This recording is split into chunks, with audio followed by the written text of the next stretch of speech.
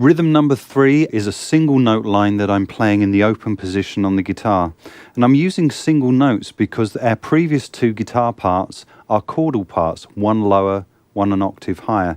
And again, we want some separation here. We don't want to be doubling parts that someone else might be playing at the jam session. Of course, you can mix and match these things too. The track that you're going to be playing over has both of the previous guitar parts, so you can really hear the value of this single note line against those parts. Obviously, you can also download the backing track as well, which is the bass and the drums, and you can hear this part in isolation, so you can really get to grips with that before you put it into the jam session situation. Anyway, let's pull up that track and I'm going to show you this single note line.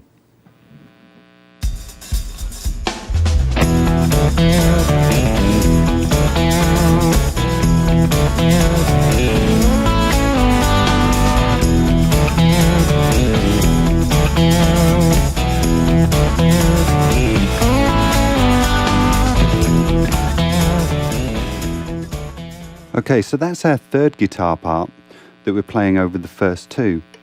And what I decided to do was the other 2 parts are chordal parts. So I thought it would be nice if we created a riff kind of effect over this. And I've based this riff on the Crossroads, the Eric Clapton Crossroads riff. And we're basically using the minor pentatonic of E minor pentatonic in open position.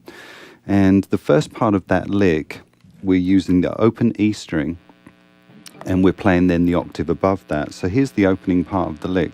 So you're playing low E, finger D at the 2nd fret on the 4th string. Then open D. So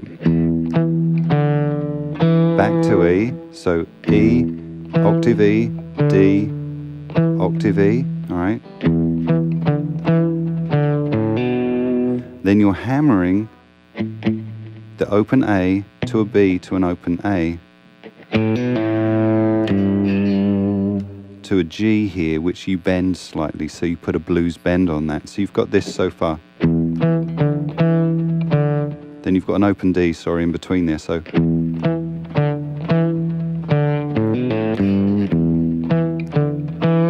and then I repeat the first part of the lick again, and then you play the second part again. So we've got this.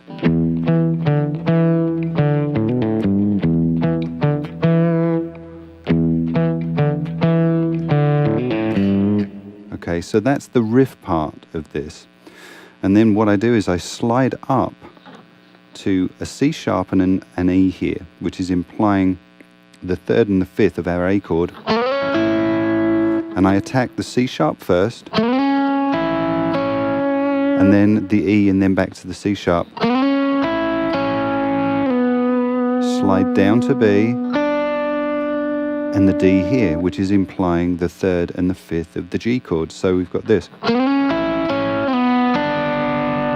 Okay, so we've got a double stop idea that really sings out nicely against the chordal part that we're playing in the other guitars. So here's the riff again, really slow. Okay, and watch what I'm doing with the picking.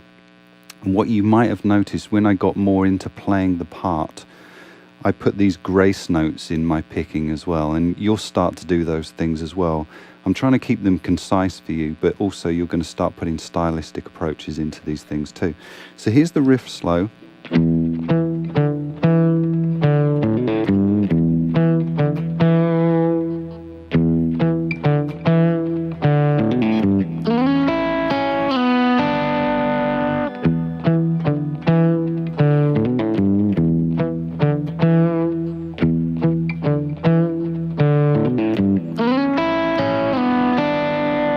Okay, and here's more at tempo.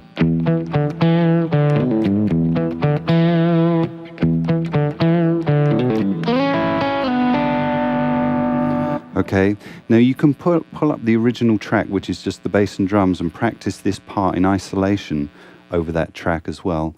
And also you could play that against part number 1 or part number 2 independently, and then put all 3 together as well. So we've given you those things that you can jam against to come up with some ideas of your own, and also to practice these parts as well. Fantastic.